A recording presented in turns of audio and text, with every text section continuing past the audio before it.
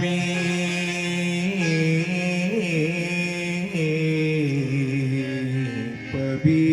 पवित्र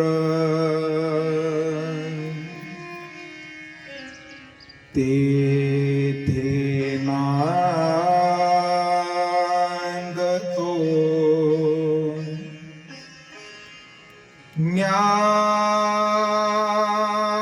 ज्ञान राजा सुपात्र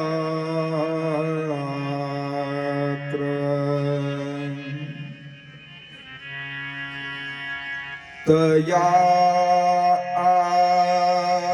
आठविता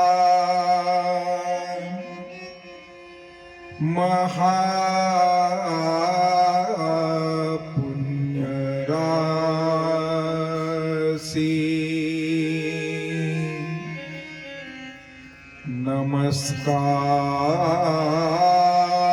नमस्कार माझा श्री सद्गुरु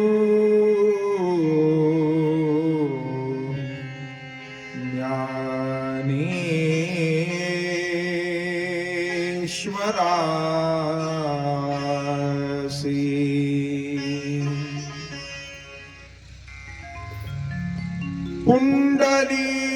पुंडलीक वरदा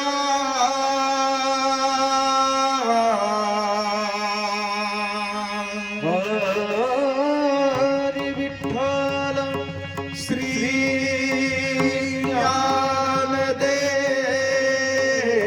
ज्ञानदेव तुकाराम पंढरीनाथ भगवान की जय माऊली ज्ञानेश्वर महाराज की जय जगद्गुरु तुकाराम महाराज राज की जय अवधूत चिंतन श्री गुरुदेव दत्त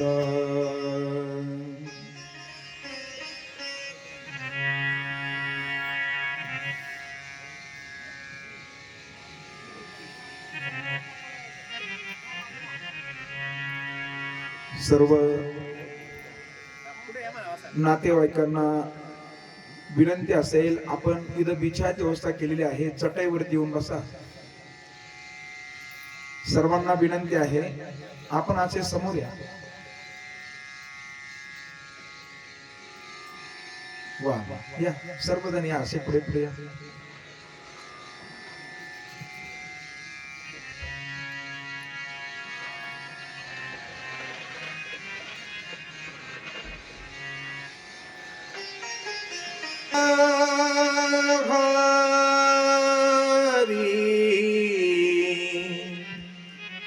हरि जय जय राम राम कृष्ण हरि हरि जय जय राम राम कृष्ण हरी हरी जय जय राम राम कृष्ण हरी हरी जय जय राम राम कृष्ण हरि हरि जय जय राम राम कृष्ण हरि हरि जय जय राम राम कृष्ण हरी हरी जय जय राम राम कृष्ण हरी हरी जय जय राम जय जय राम कृष्ण हरि जय जय राम कृष्ण हरि राम कृष्ण हरि हरि जय जय राम राम कृष्ण हरी हरी जय जय राम जय जय राम कृष्ण हरी जय जय राम कृष्ण हरी राम कृष्ण हरी हरी जय जय राम राम कृष्ण हरी हरी जय जय राम हरी जय जय राम हरी जय जय राम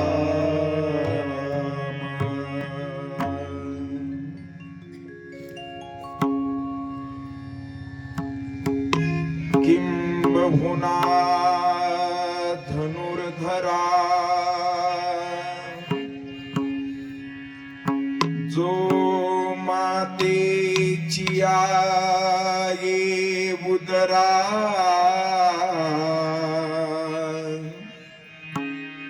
तो मातेचा सोयरा के तुला पाय महायोग पीठे तटे भीमरथ्या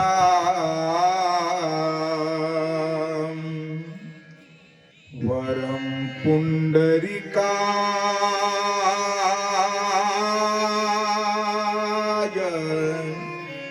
दान्तुं मुनीन्द्रे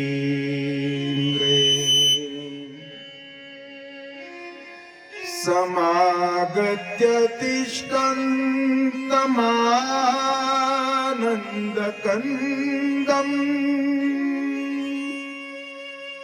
परब्रह्मलिङ्गम्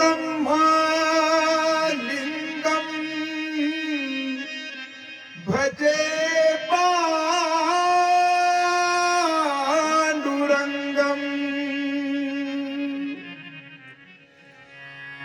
लोकाभिरामम्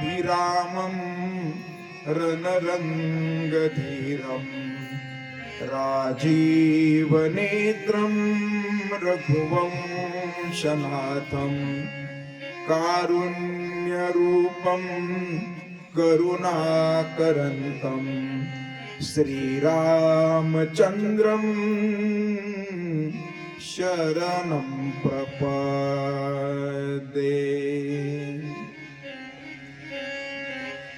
किं बहुना धनुर्धरा जो मातेची आहे उदरा तो मातेचा सोयरा के तुला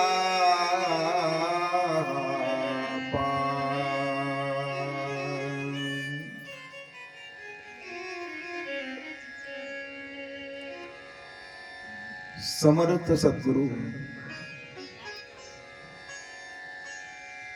साधकांचे मायबाप विश्वमाऊली ज्ञानेश्वर महाराज यांचा हा पवित्र आणि अलौकिक ग्रंथ ज्ञानेश्वरी. या ज्ञानेश्वरी ग्रंथातील अध्याय क्रमांक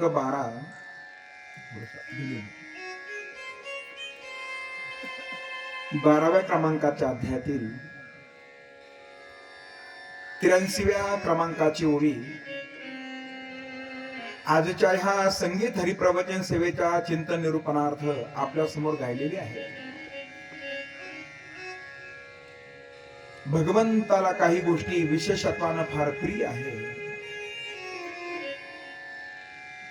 पण काही गोष्टी भगवंताला अतिविशेषत्वानं प्रिय आहे. त्यामध्ये भगवंताला भगवंताचे भक्त हे फार प्रिय आहे आणि भगवंत त्या भक्तावरती प्रेम करताय. अर्जुना, ते भक्त मला प्राणापेक्षा सुद्धा प्रिय आहे. सांगा ना देवा, तुम्हाला ते किती प्रिय आहे. आणि त्यासाठी एका दृष्टांताच्या माध्यमातून भगवंत अर्जुनाला आपल्या अंतःकरणातील भाव आता पटवून देत आहेत. अर्जुना, आईच्या उदरामध्ये असणारं लेकरू, ज्या लेकराला 9 महिने 9 दिवस ज्या मातेनं आपल्या उदरामध्ये वाढवलं, अशा लेकरावरती माय जेवढं प्रेम करते तेवढं प्रेम मी माझ्या भक्तावरती करतो. किंबहुना धनुर्धरा जो मातेच्या आहे उदरा, तो मातेता सोय राखे तुला पा. मातेच्या उदरातून जन्माला आलेलं लेकरू मातेला किती प्रिय असेल, तेवढा माझा भक्त मला खऱ्या अर्थानं काय आहे, प्रिय आहे. अशा अन्वयाची ही सुंदर अशी असणारी ओवी आहे. प्रस्तुत ओवीचं हरिचिंतन करण्याच्या अगोदर चाललेल्या कार्यसंबंधानं वक्त्यानं 2 शब्दाचा परिहार देणे हे वक्त्याचे क्रमशः कर्तव्य आहे.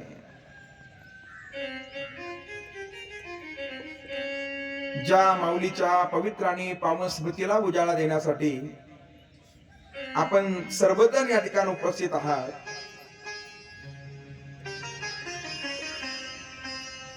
गवळी परिवाराच्या असणाऱ्या मातोश्री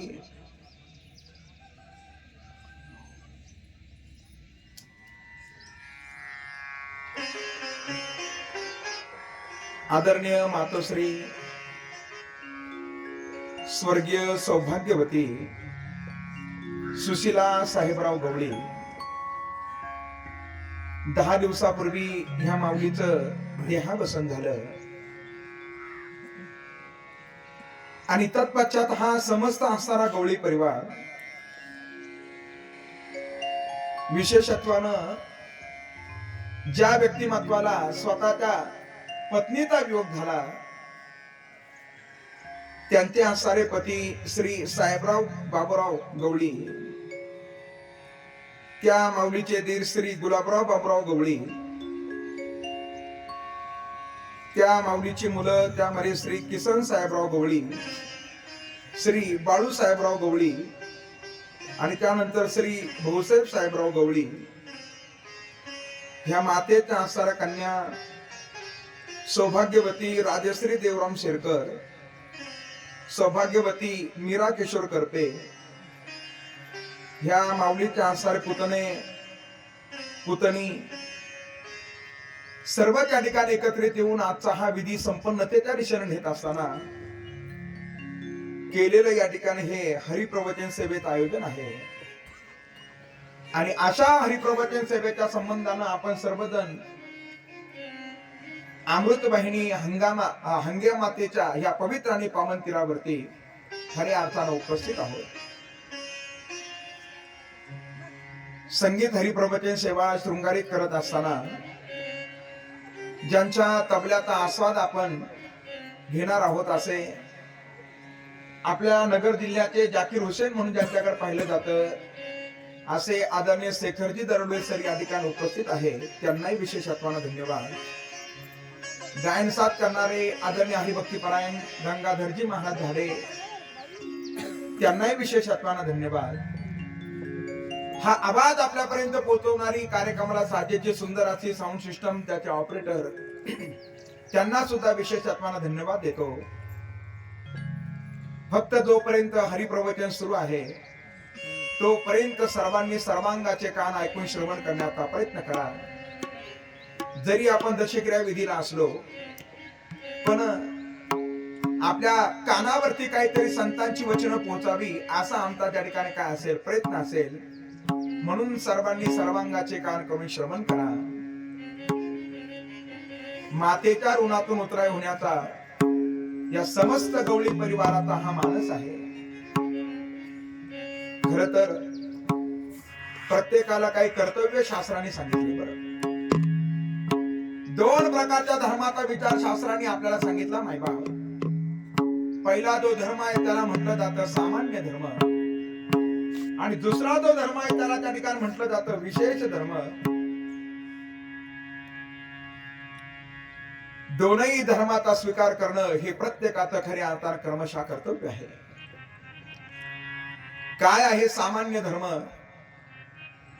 जन्मदात्या माता पित्यांची सेवा करणं हे प्रत्येक मुलाचं खऱ्या अर्थानं कर्तव्य आहे.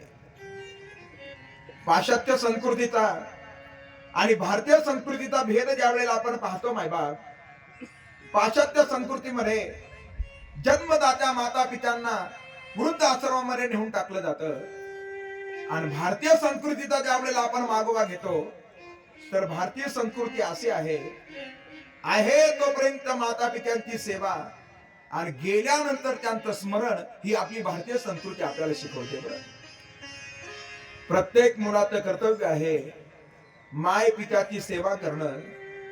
प्रत्येक मुलाचं कर्तव्य आहे त्यांचा इहलोकीचा प्रवास पूर्णत्वाला गेल्यानंतर त्यांची उत्तरक्रिया विधी यथोचित रीतीनं संपन्न करणं हे प्रत्येक मुलाचं कर्तव्य आहे.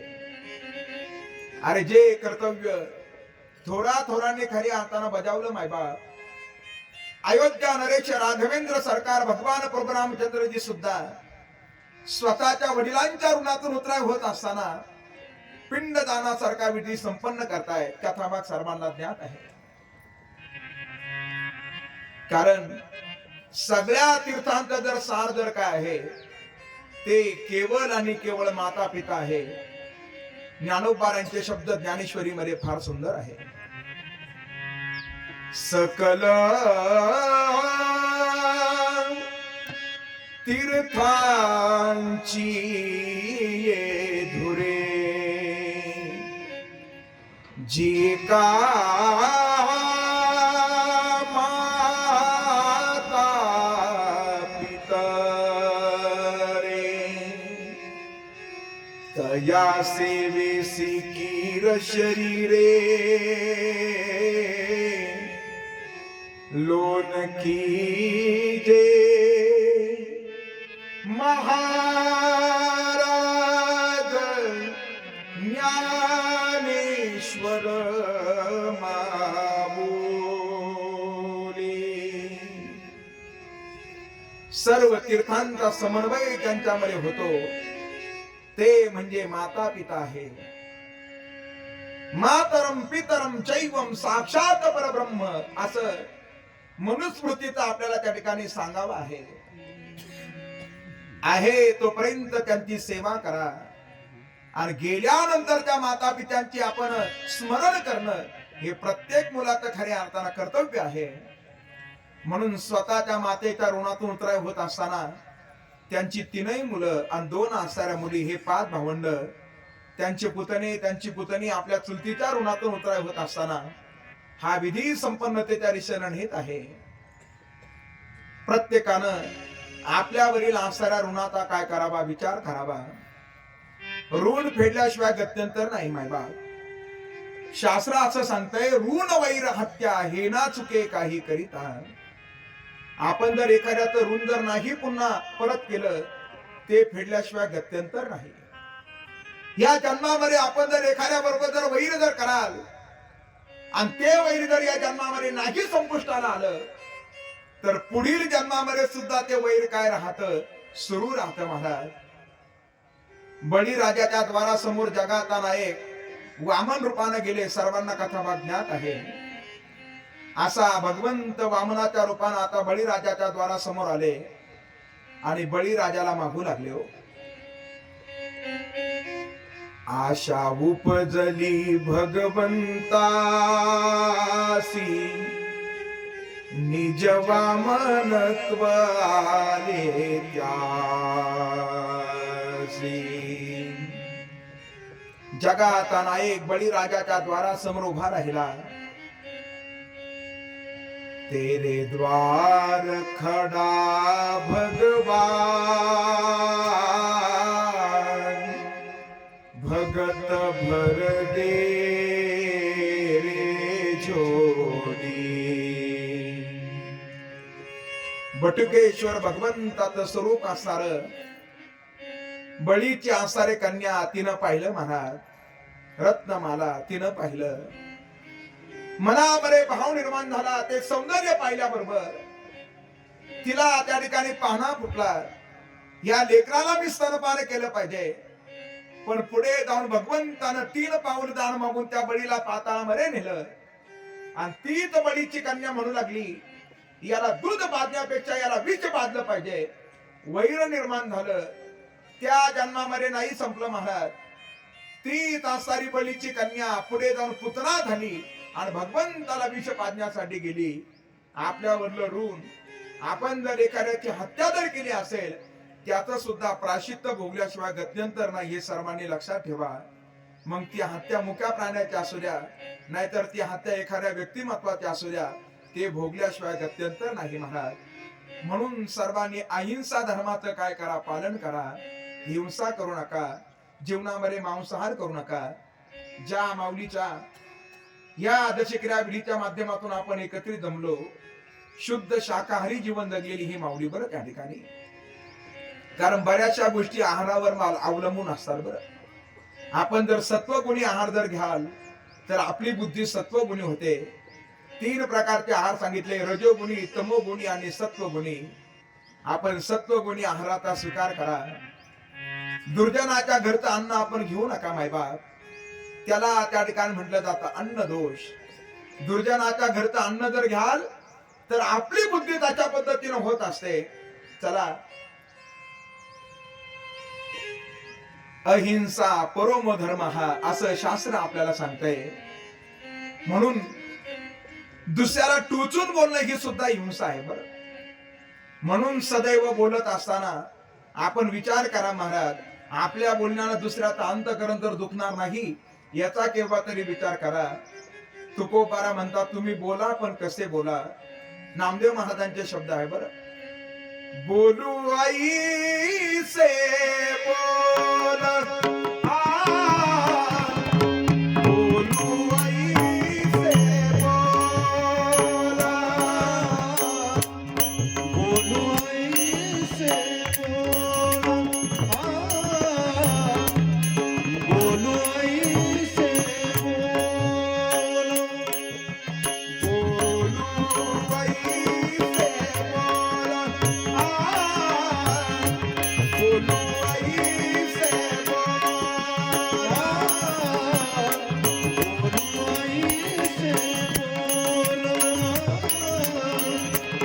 बोलू ऐसे बोल, जिने बोले विठ्ठलू डोले, जिने बोले विठ्ठलू डोले, सर्व साधुनी माधाई. सर्व साधुनी माझा.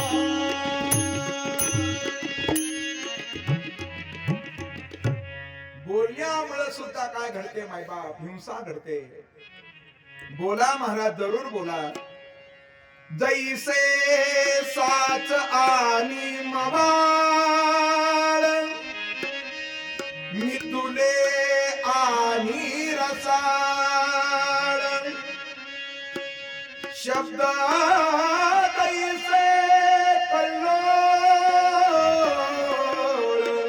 अमृताचे.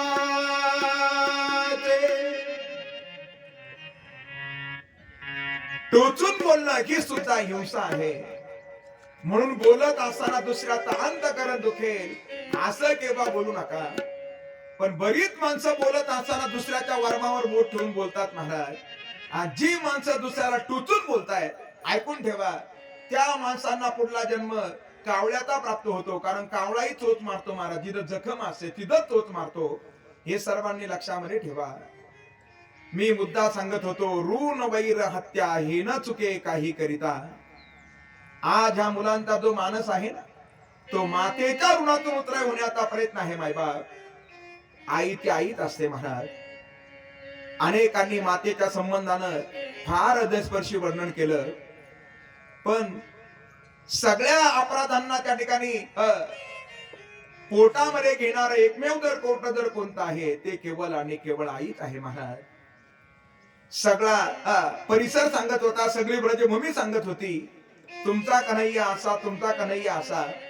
पण यशोदा मैयाला पटत नव्हतं महाराज. कारण ती काय होती? आई होती. काय असते आई?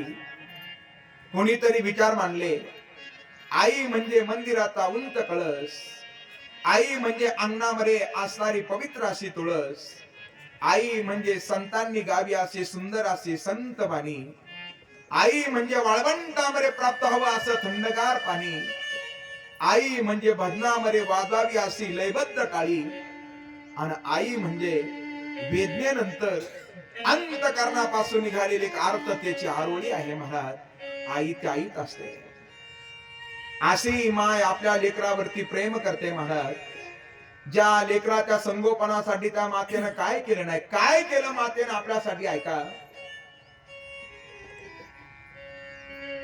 9 मास वाढविले रे मातेने तुझ उदरी. दूध पाजवून घास भरविले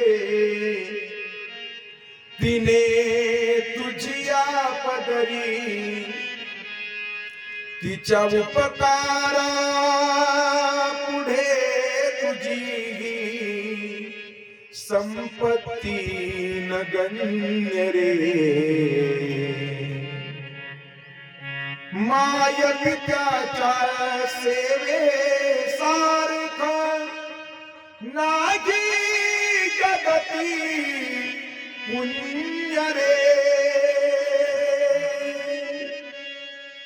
कवीनं वर्णन केलंय त्याच्यामधला भाव फार सुंदर आहे. 9 मास वाढविले रे मातेने तुझ उदरी. दूत पाजवून घास भरविले तिने तुझी आपदरी. इतर परिवार लेकरावरती प्रेम करतो महाराज. वडीलही प्रेम करतात. केव्हा प्रेम करतात? जेव्हा ते जन्माला येतं आणि वडिलांना मुलाविषयी जर विशेष प्रेम प्राप्त व्हायचं जर वाटत असेल तर शास्त्रामध्ये एक विधी आला महाराज, त्याला अवग्रहण म्हटलं जातं. त्या लेकराचं अवग्रहण करायचं म्हणजे योग्य मुहूर्तावरती त्या लेकराच्या टाळूचा सुगंध घ्यायचा. म्हणजे त्या पित्याला त्या लेकराविषयी अस्मिता प्रेम निर्माण होतं. पण आईला लेकराविषयी प्रेम प्राप्त होतं जन्माला आल्यावर नाही महाराज. मग केव्हा प्रेम प्राप्त होतं? जेव्हा तिला चाहूल लागते आता माझ्या उदरामध्ये त्या ठिकाणी आता बाळ वाढत आहे. मग ती मुलगी आहे का मुलगा आहे याचा विचार करत नाही महाराज. हे प्रेम खऱ्या अर्थानं जर असतं आईच असतं. अशी माता आपल्या लेकरासाठी त्या ठिकाणी काही गोष्टींचं समर्पण करत असते महाराज.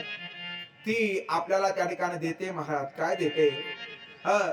प्राणदान. खऱ्या अर्थानं आपण आईच्या उदरामध्ये त्या ठिकाणी वाढतो महाराज. जिनं आपल्याला त्या ठिकाणी जागा दिली उदरामध्ये राहण्यासाठी.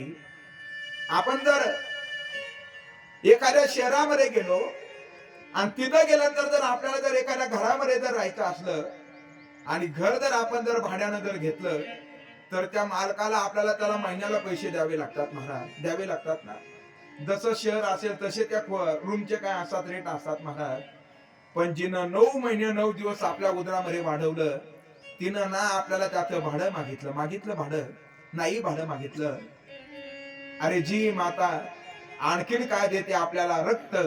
तिच्या शरीरामधलं त्या ठिकाणी रक्त आपल्याला प्राप्त होतं. जी माता आपल्यासाठी काय देते? प्राणदान देते महाराज. आईच्या उदरामध्ये असताना जी सर्व काय लागते चाहूल लागते. आणि जी माता स्वतःच सौंदर्याचं दान सुद्धा कोणासाठी करते? आपल्या लेकरांसाठी करते महाराज. अशी असते त्या ठिकाणी आई. मातेची आचिती, मातेची आचिती, मातेची आचिती, मातेची आचिती, मातेची आचिती, मातेची आचिती, मातेची आचिती, मातेची आचिती. अवघी बालकाची व्याप्ती, अवघी बालकाची व्याप्ती, देह विसरे अपूर्ण, देह विसरे अपूर्ण. अवघी बालकाची व्याप्ती, अवघी बालकाची व्याप्ती, देह विसरे अपूर्ण, देह विसरे अपूर्ण. जिच्या चित्ताचा विषय केवळ आणि केवळ तिचं बाळ आहे. दरी शेतामध्ये काम करण्यासाठी गेली आणि लेकरू जर घरी जर झोपलेला असेल, शेतामध्ये काम करते हो, पण तिचं चित्त तणानं जरी शेतामध्ये असली, पण तिचं मन लेकराजवळ त्या ठिकाणी गुंतलेलं आहे. अशी माया आहे. तुकोबारा दृष्टांत देतात, घार हिंडते आकाशी, चित्त तिचे पिलापासी. काय मातेचं प्रेम असतं. ज्ञानोबाराने एक दृष्टांत पहिल्या अध्यायामध्ये फार सुंदर दिला. कोणी एका टिटवीनं काय केलं, समुद्राच्या किनाऱ्यावरती अंडे त्या ठिकाणी उगवले महाराज, आणि त्याच्यामधून अशी छोटी छोटी पिलं बाहेर निघाली. त्या पिलांना चारा आणण्यासाठी आता टिटवी निघाली. टिटवी चारा आणण्यासाठी गेली आणि इतक्यामध्ये एक बेडूक आला आणि त्या बेडकाची नजर त्या पिलावरती पडली. बरं, त्या बेडकानं पहिलं पिलू खाल्लं, दुसरं खाल्लं, शेवटचं पिलू त्याच्या मुखामध्ये होतं आणि इतक्यामध्ये टिटवी आली. आई आलेली त्या बेडकानं पाहिलं, त्यानं समुद्रामध्ये प्रवेश केला महाराज. तिच्या सगळ्या पिलांना त्या बेडकानं खाऊन टाकलं होतं. त्या मातेत अंतकरण व्यथित झालं. मायबाप, मातेच्या समोर ज्या वेळेला तिचं लेकरू थांबतं, तिच्या अंतकरणाची अवस्था ज्ञानोबारा वर्णन करतायत. माये पुढोनी बालक काळे घेऊन जाता एकुलते एक. बेडकाला समुद्रामध्ये जाताना त्या टिटवीनं पाहिलं आणि मग तिनं विचार केला, आता त्या बेडकाला मी सापडवलं पाहिजे आणि माझ्या मुलाला वाचवलं पाहिजे, माझ्या पिलांना वाचवलं पाहिजे. पाण्यामध्ये गेलेला बेडूक त्याला कसं वरती काढायचं. तिनं विचार केला, जोपर्यंत समुद्राचं पाणी आहे तोपर्यंत तो बेडूक मला सापडणार नाही.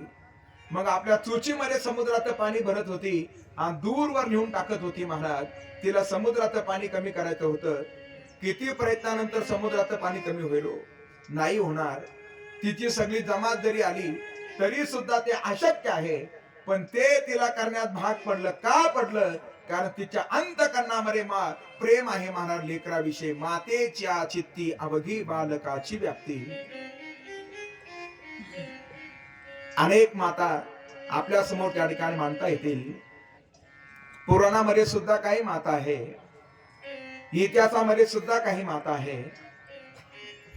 छत्रपती शिवाजी महाराजांच्या मातोश्री राजमाता जिजाऊ, ज्या जिजाऊ मातेनं छत्रपतींना पाण्यामध्ये टाकावं आणि पाण्यामध्ये टाकून त्यांच्यावरती संस्कार करावे. शिवबा, अरे आपलं जगणं मरणं असावं एक तर देशासाठी, देवासाठी, तथा धर्मासाठी. आणि या तीन गोष्टीसाठी जर आपलं जर जीवन जर नसेल तर मग आपलं जीवन खऱ्या अर्थानं काय ठरेल? निरर्थक ठरेल. बाल मनावरती संस्कार होऊ लागले. पाण्याला धोका देता देता जिजाऊ माता अंगागीत गात होत्या, धर्माचे पालन करणे पाखंड खंडन.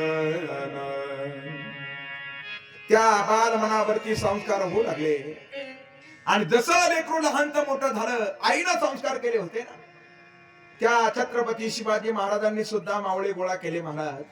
आणि सगळ्यांना आता सांगितलं, आपल्याला जगायचं देशासाठी, देवासाठी, धर्मासाठी. जन्म असावा देवासाठी, देशासाठी, धर्मासाठी. आणि मृत्यू जरी त्याच्यासाठी आला तरी सुद्धा काय मागं पाहायचं नाही महाराज. तो भाव कवीनं व्यक्त केला. देव देश अन धर्मा पायी प्राण घेतल हाती. शूरनी सरदार आम्हाला काय कुणाची भीती. शूर अभी सरदार आम्हाला काय कुणाची भीती. देव देश आणि धर्मा पायी, देव देश आणि धर्मा पायी प्राण घेतले हाती.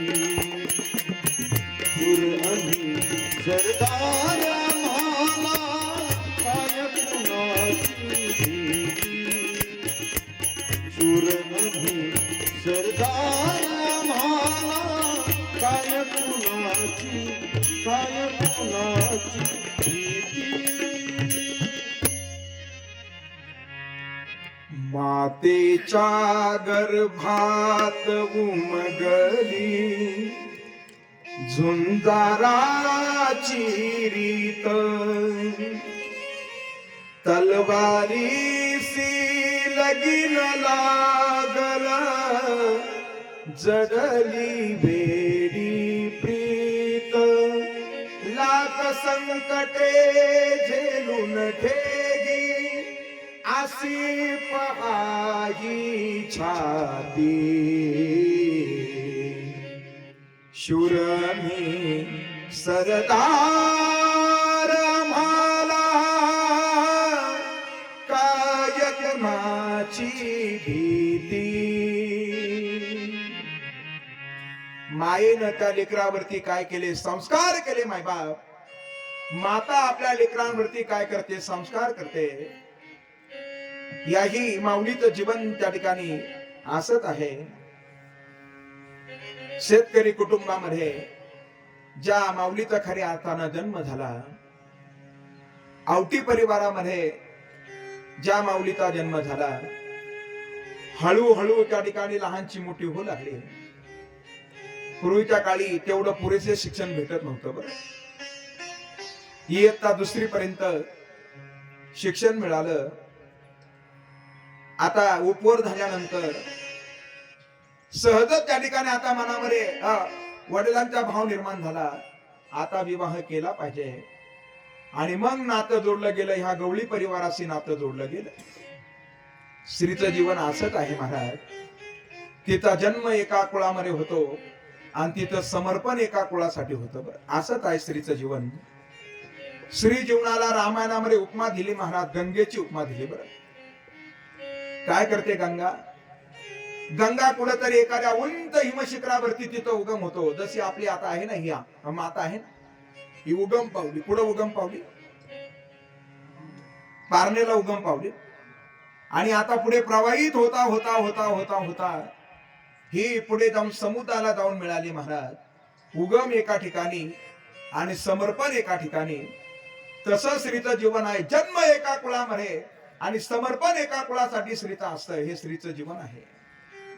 आणि जसं गंगेचं जीवन शुद्ध आहे. काय करते गंगा? ज्ञानोबारा म्हणतात, गंगा फेडीत पाप ताप पोखीत तिरीचे पादप समुद्रा जाय आप गंगे जैसे. गंगेचे काही गुण घेण्याजोगे आहे मायबाप. गंगेमध्ये जर एखादा ओढा जरी आला तरी सुद्धा गंगा त्याला आपल्यामध्ये सामावून घेते महाराज. घेते ना, सामावून घेते आणि त्याला पुढे पुढे त्या ठिकाणी घेऊन जाते महाराज. स्त्रीचं जीवन सुद्धा असं आहे महाराज. सगळ्या परिवाराला ती काय करते? संघटित करते महाराज. सगळ्यांना एकत्रित करते. आणि कौटुंबिक खऱ्या अर्थानं उत्क्रांती होत असताना स्त्रीचा त्या ठिकाणी फार मोलाचा वाटा असतो महाराज. या सगळ्या गवळी परिवाराच्या पाठीमाग जर खऱ्या अर्थानं जो मोलाचा वाटा, वडिलांचा त्या ठिकाणी वाटा कमी आहे असं माझा मुद्दा अजिबात नाही महाराज. पण तितका त्या ठिकाणी त्या पित्याला शक्ती देणारी कोण असते? माता असते महाराज. ती अर्धांगिनी आहे ना. पाठीमाग आपण त्या ठिकाणी म्हणतो ना, प्रत्येक यशस्वी पुरुषाच्या पाठीमाग बळ असतं. तसं यांचे जे मालक आहे ना, ते फार आसारे त्या ठिकाणी शेतीनिष्ठ आहे, कृषी प्रधान आहे आणि काळ्या आईची सेवा करणारे त्या ठिकाणी आहे. बरं, अशा स्वतःच्या मालकाच्या खांद्याला खांदा लावून ज्या माऊलीनं खऱ्या अर्थानं काय केलं? त्या काळ्या आईची सेवा केली. आणि असं जीवन जगत असताना स्त्री जीवनाला वेगळ्या वेगळ्या पहिलीतून जीवन जगावं लागतं. ती कोणाची तरी सून असते, कोणाची तरी पत्नी असते, कोणाची तरी ती चुलती असते. पुढे जाऊन गेल्यानंतर कोणाची तरी आई होते, नंतर कोणाची आजी होते महाराज. हे सगळे असारे जबाबदाऱ्या ह्या माऊलीनं काय केल्या? अगदी सुयोग्य रीतीनं पूर्णत्वाला त्या ठिकाणी नेल्या महाराज. या परिवाराला एकत्रित ठेवण्यासाठी ह्या माऊलीचं योगदान फार महत्वाचं आहे. आपली लेकरं त्या ठिकाणी लहानची मोठे त्या ठिकाणी करत असताना या माऊलीचा असणारा जो थोरला मुलगा आहे आदरणीय किसनराव, जो मुलगा त्या ठिकाणी शिक्षण घेत असताना ITI चं शिक्षण त्या ठिकाणी घेतलं. अनेक बजाज ऑटो कंपनीमध्ये खऱ्या अर्थानं नोकरी त्यांनी केली. सेवा निवृत्त झाल्यानंतर गावी आल्यानंतर शेती आणि गोपालनाचा व्यवसाय त्यांनी त्या ठिकाणी सुरू केला. समाजकारणाची त्यांना असणारी विशेष आवड, ज्या माध्यमातून गावातील असणाऱ्या विविध असणाऱ्या ज्या काही संस्था आहेत त्याच्यामध्ये त्यांनी पद भूषवलं महाराज. सरपंच पद सुद्धा त्यांना प्राप्त झालं. आणि आपल्या परिसराचा असणारा त्या ठिकाणी जे काही भूषण आहे, सर्वांचा आराध्य दैवत भगवान खंडेश्वर, त्या देवस्थानचे सध्या मला वाटतं ते काय अध्यक्ष आहेत, बरोबर आहे.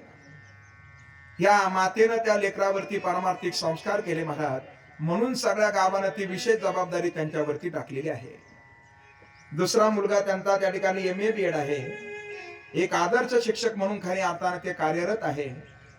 ज्यांचे अनेक विद्यार्थी उंच पदावरती त्या ठिकाणी जाऊन दाखल झालेले आहे. असं ह्या मातेनं आपल्या मुलांना काय केलं, सुशिक्षित केलं आणि सुशिक्षित बनवत असताना त्यांना संस्कारित केलं. बरं, दोनही गोष्टी महत्वाच्या आहे. कदाचित शालेय शिक्षण देत असताना प्रत्येक माता पित्यानं मुलांना शालेय शिक्षण देणं हे कर्तव्य आहे, पण ते शालेय शिक्षण देत असताना त्यांच्यावरती संस्कार करणं तितकीच त्यांची जबाबदारी आहे महाराज. आपण आपल्या लेकरांना शिकवलं पाहिजे, मातृदेवो भव, पितृदेवो भव, आचार्य देवो भव, अतिथी देवो भव.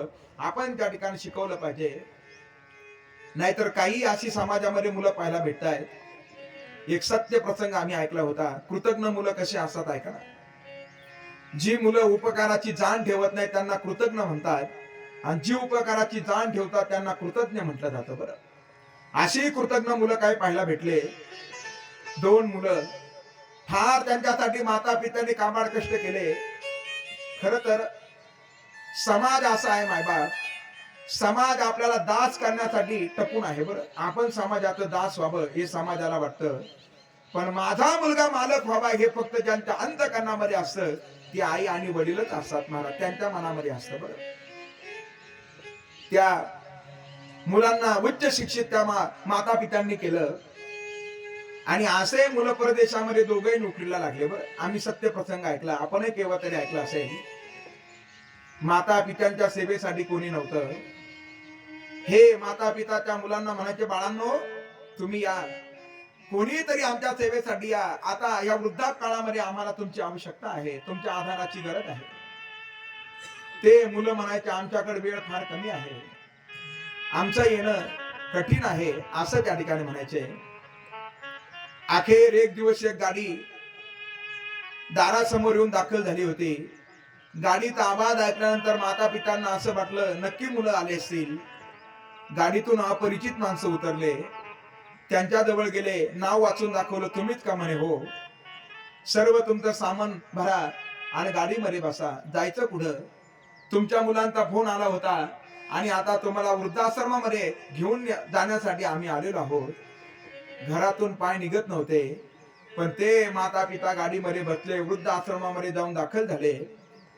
आईची प्रकृती खालावली हो, आणि अशी प्रकृती खालवल्यानंतर ती माता सांगत होती, त्या संयोजकांना सांगायची माझ्या मुलांना फोन करा, आता मी जास्त दिवस त्या ठिकाणी जगेल असं वाटत नाही, फक्त एकदा माझ्या मुलांना पाहू द्या.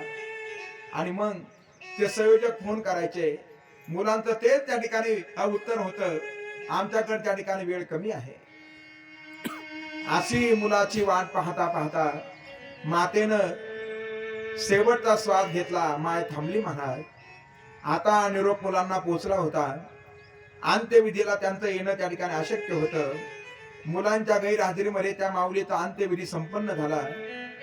आणि मग दुसऱ्या तिसऱ्या दिवशी त्यांचा थोरला मुलगा आला.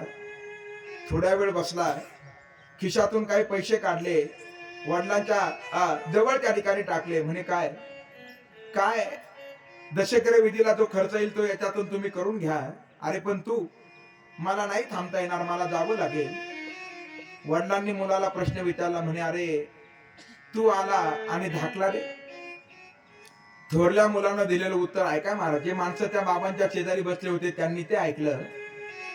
त्या मुलानं उत्तर दिलं. म्हणे आमच्या दोघांमध्ये आता ठरलं. काय ठरलं?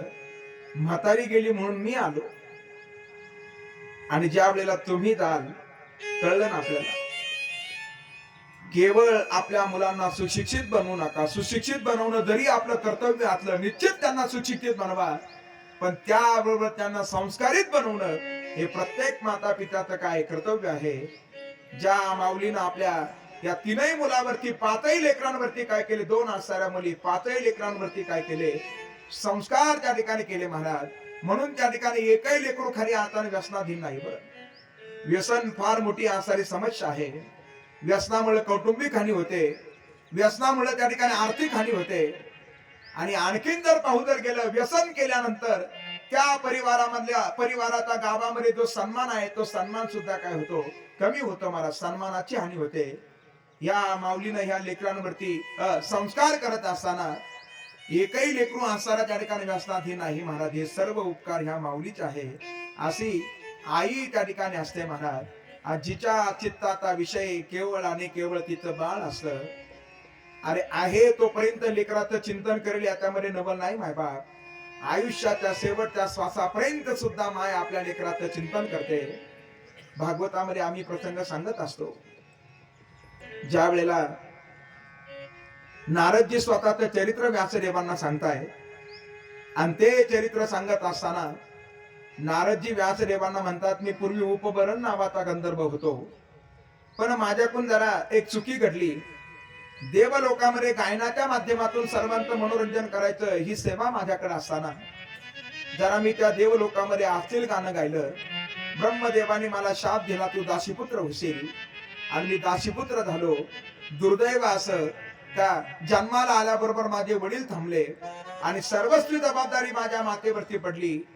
ती माता सर्वांना विनंती करायची, कोणीतरी मला काम द्या, माझ्या लेकराचं मला संगोपन करायचं. गावातील ब्राह्मण स्त्रियांच्या जवळ त्या 5 वर्षाच्या लेकराला घेऊन ती माता पोहोचली. ब्राह्मण स्त्रियांचं अंतकरण कळवळलं महाराज. आणि अशा ब्राह्मण स्त्रियांचं अंतकरण कळवळल्यानंतर त्या ब्राह्मण स्त्रियांनी त्या माऊलीला आता काम दिलं गोशाळेमध्ये सेवा करण्याचं. माय गोशाळेमध्ये सेवा करत होती. त्या गावामध्ये काही महात्मे आले होते, ते भागवताचं प्रवचन सांगत होते. त्या महात्म्यांनी त्या लेकराला नाव रामदास ठेवलं होतं आणि त्याला एक मंत्र दिला होता, दाता दाता ओम नमो भगवते वासुदेवाय. आणि असं लेकरू ओम नमो भगवते वासुदेवायचं चिंतन करतं.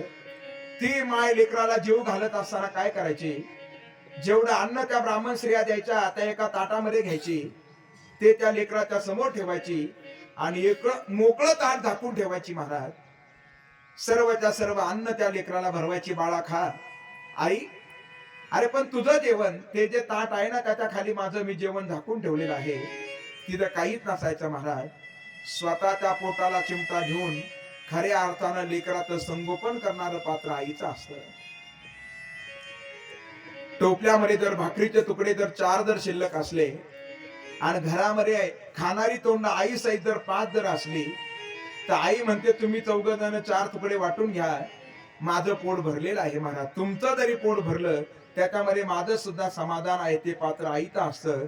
पण केव्हा तरी माता स्वतः त्या लेकरांसाठी पोटाला चिमटा घेते ना चिमटा. म्हणून कवीनं वर्णन केलं, कधी मिळे मुठभर घास, कधी घडे तिला उपवास, ओल्या मातीतून चालताना तुडविले काट्याचे फास. आई माझी मायेचा सागर, दिला तिने जीवना आकार. आई माझी मायेचा सागर, दिला तिने जीवनाकार.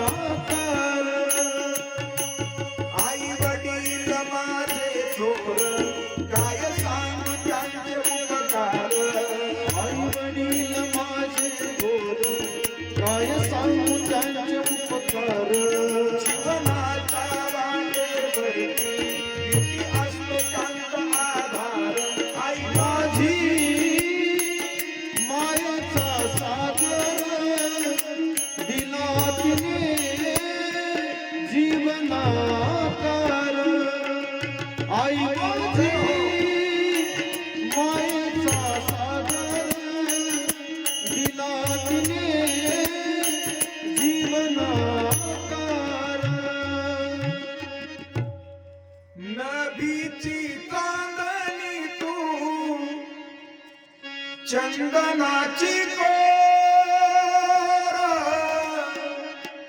शीतल तुझी छाया मला हवी जीवन भर. प्रत्येक मुलीला आणि प्रत्येक मुलाला असं वाटतं आई आपल्याला जन्मभर पुरावी, नाही पुरत महाराज. ती केव्हा तरी मध्ये थांबून जाते. तुझ्या शीतल छायेमध्ये उभं आयुष्य जगेन आई देवापासी मी ग तुलाच ग मागेन. अशी आई असते महाराज. आणि ती माता आपल्या लेकरावरती काय करते? प्रेम करते. आणि जेवढी माता आपल्या लेकरावरती प्रेम करते, जेवढं लेकरू मातेला प्रिय आहे, भगवंत म्हणतात तेवढा माझा भक्त मला काय आहे? प्रिय आहे. म्हणून किंबहुना धनुर्धरा जो मातेच्या आई उदरा तो मातेचा सोयरा केतुलापा. अशा अन्वयाची विश्वमाऊली ज्ञानोबारांची आसार ही ओवी होती. या ओवीचा आपण खऱ्या अर्थानं भाव पाहण्याचा प्रयत्न केला. पुनश्च एकदा ज्या माऊलीच्या या पवित्र आणि पावन स्मृतीला उजाळा देण्यासाठी आपण एकत्रित जमलो, अशा आदरणीय मातोश्री स्वर्गीय सौभाग्यवती सुशीला साहेबराव गवळी, सुशीला सिलवान जिथं त्या ठिकाणी जीवन आहे तिला म्हणावं त्या ठिकाणी सुशीला. आणि तत्पश्चात या माऊलीच्या आसारेपती श्री साहेबराव बाबूराव गवळी, या मातेच्या आसारे दोनही दीर, विशेषत्वानं मुलं भाऊसाहेब साहेबराव गवळी, त्यानंतर श्री किसन साहेबराव गवळी आणि बाळू साहेबराव गवळी, या मातेच्या दोनही मुली, ज्यामध्ये सौभाग्यवती मीरा किशोर करपे आणि दुसरी आसारे त्या ठिकाणी कन्या सौभाग्यवती राजश्री देवराम शेरकर, या 5 भावंडांना खऱ्या अर्थानं आपल्या मातोश्रीचा वियोग झाला. आणि अशा मातोश्रीच्या ऋणातून उतराय होत असताना, आशा विधी संपन्न करत असताना केलेलं या ठिकाणी हे संगीत हरिप्रवचन सभेचं आयोजन होतं. परिवाराच्या वतीनं या प्रवचन सेवेची जबाबदारी आमच्याकडे सुपूर्द केली होती. आणि तत्संबंधानं सर्वांच्या दर्शनात आम्हास काय झाला? लाभ प्राप्त झाला. असो, फक्त एक नामदेव महाराजांचा अभंग या माऊलीसाठी म्हणूया आणि आजची हरिप्रवचन सेवा पूर्णत्वाच्या दिशेला नेऊया. संयोजकांनी आम्हाला या ठिकाणी सूचित केले, अनेक मान्यवर खऱ्या अर्थाने या ठिकाणी उपस्थित आहे आणि प्रत्येकाला शब्द सुमनांच्या माध्यमातून आपल्या भावना व्यक्त करायच्या आहे. म्हणून या ठिकाणी नामदेव महाराजांचा अभंग होईल आणि आजच्या हरिप्रवचन सेवेची परिसमाप्ती होईल. मान्यवर त्या ठिकाणी आपल्या भावना व्यक्त करतील. आम्हाला पुढे काल्याचं हरिकीर्तन असल्यामुळे आम्ही सर्वांचा त्या ठिकाणी निरोप घेऊ. रामकृष्ण हरी. उडाली पक्षीनी गेली अंतराळी, उडाली पक्षीनी गेली अंतराळी, उडाली पक्षी गेली अंतराळी, उडाली पक्षी गेली अंतराळी. चित्रपाळात वडी ठेवोनिया, चित्रपाळात ठेवोनिया, उडाली पक्षी गेली अंतराळी, उडाली पक्षी गेली अंतराळी. कैसे माझे मनाला मुका ईश्वरी, मग मी संसारी आसे नका.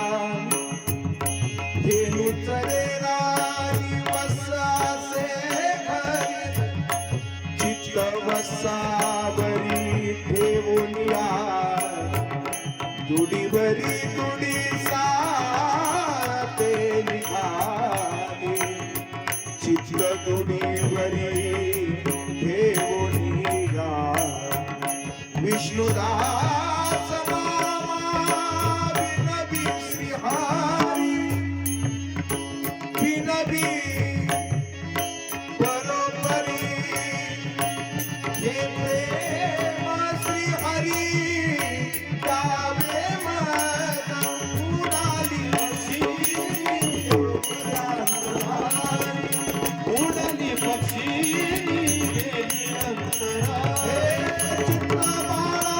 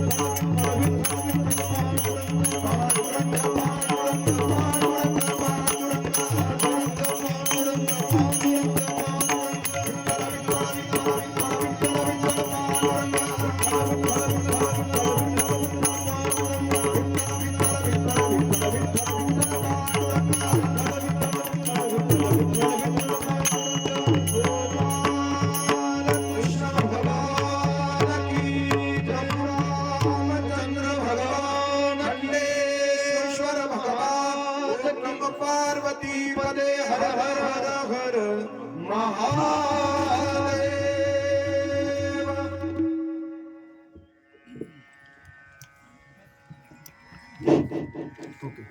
आज या ठिकाणी कैलासवासी सुशीला साहेबराव गवळी यांच्या दशक्रिया निमित्तानं या ठिकाणी हरिभक्त परायण मनोहर महाराज